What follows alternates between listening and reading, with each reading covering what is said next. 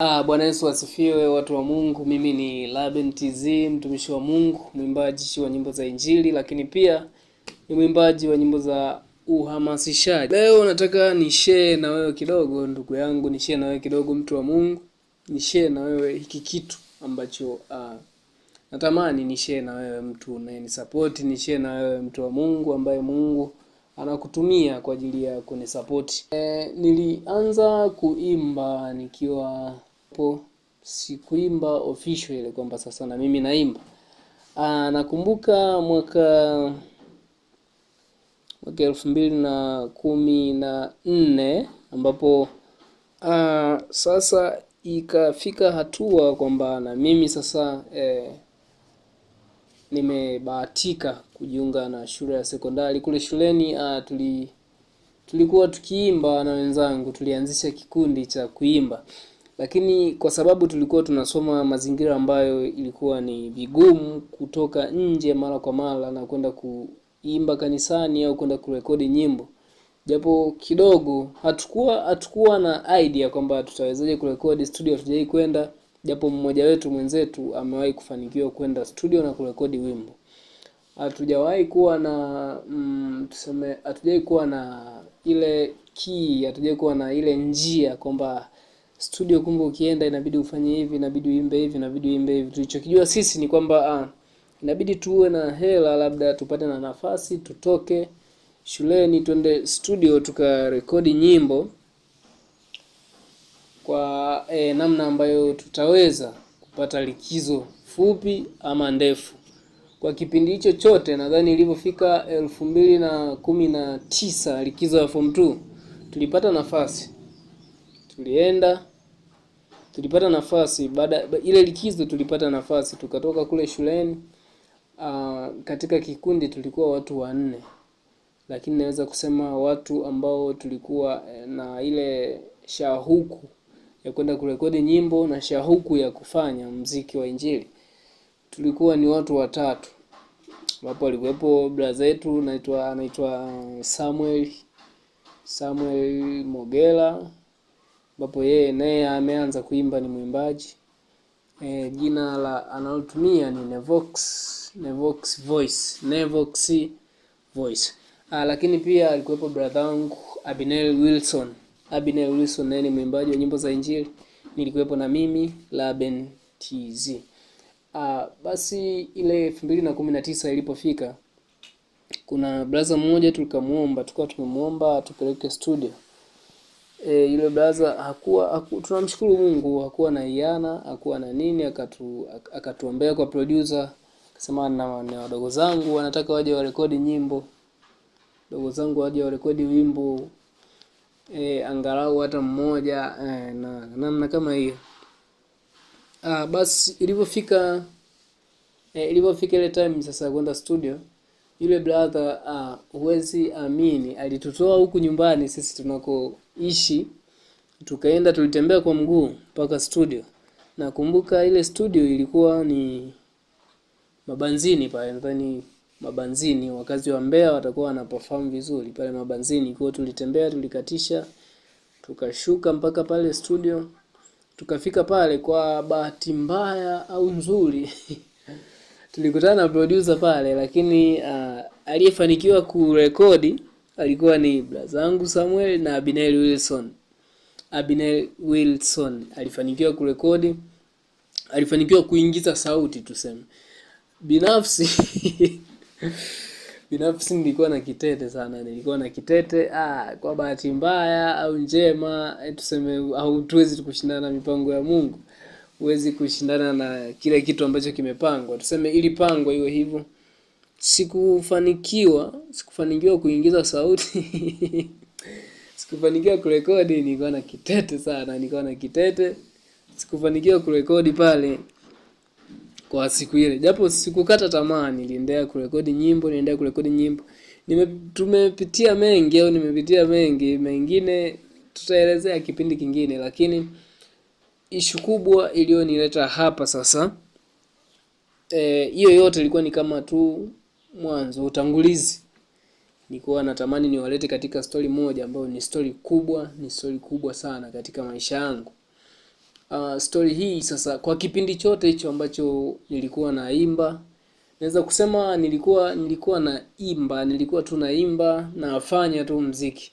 Sikuwa na ile namna kwamba sasa naweza nikaonyesha, naweza nikaijuza familia yangu kwamba na mimi naimba, au watu wangu wa karibu. Sikuweza, nilifikiria namna ambayo nitaweza kuwajuza kwamba na mimi naimba, wajue, ili wajue labda namna ya kuweza kusapoti huduma yangu, au wabarikiwe na ile huduma yangu ninayoifanya kwa namna moja ama nyingine.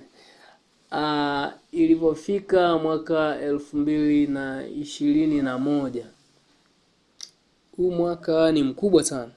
Mwaka 2021 ni mwaka ambao nilikuwa kidato cha 4, lakini pia ni mwaka ambao dada yangu wa kwanza anaitwa Gloria Ngao alikuwa anafanya harusi, alikuwa anafunga ndoa.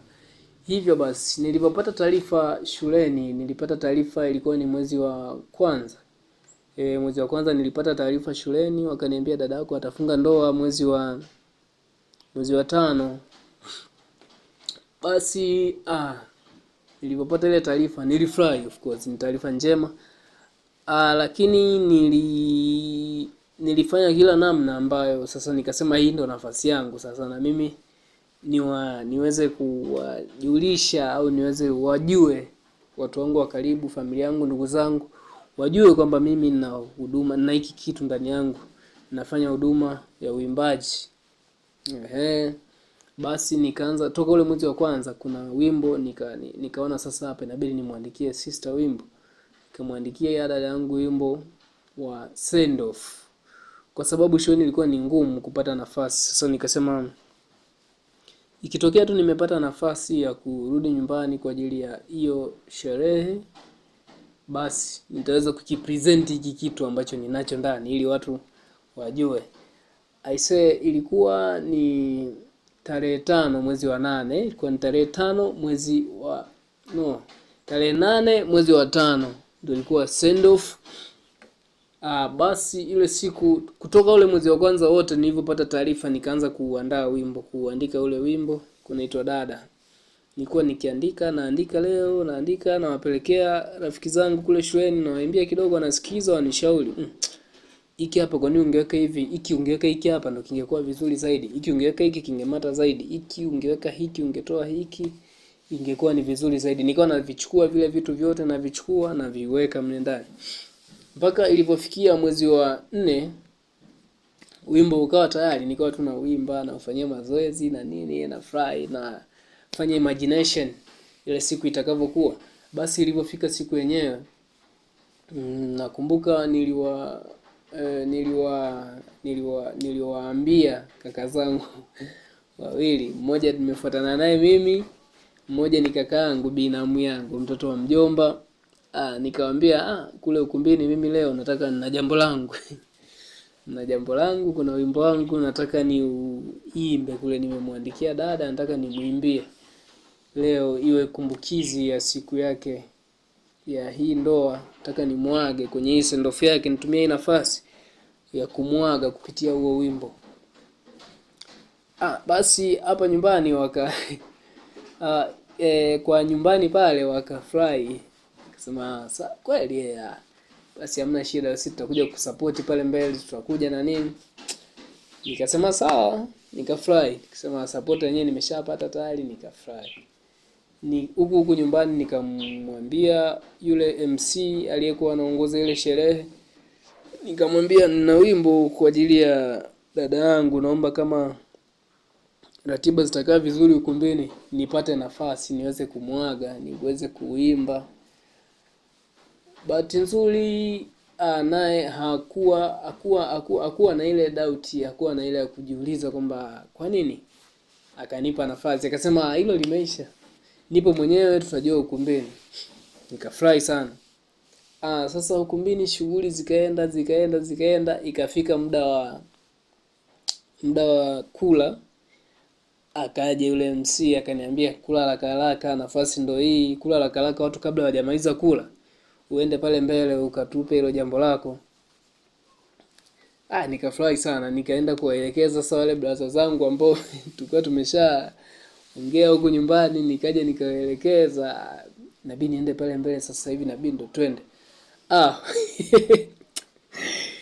Wananiambia mbele pale. Mimi siendi. Basi akawa wamegoma kwenda. Na mimi kitete sasa pale kikaanza kuja. Huu umati wote, watu wote hawa. Watu zaidi ya 200. Mtawezaje? Lakini Mungu si athumani, akamtumia mtu mwingine. Kuna mtu mwingine akafanyika baraka sasa. Alikuwa ni mtoto wa dada yangu. Ambaye yule dada yangu yeye ni mtoto wa shangazi. Kwa hiyo yule pale yeye ananiita mimi mjomba. Mimi ni mjomba wake sasa. Japo ni mkubwa kwangu kiumri. Nikamuelekeza yule naye hakuwa na doubt. Haraka tu akasema kweli yeye. Ambapo ule wimbo ulibeba mambo 4 makuu. Ambapo jambo la kwanza nilianza kuandaa kwa namna ambayo niliwaelezea wazazi, niliwaelezea ndugu na majirani kwa shukrani. Niliwashukuru kwa ajili ya kumlea dada yetu. Niliwashukuru kwa ajili ya kumtunza dada yetu mpaka kwa hatua ambayo ameifikia.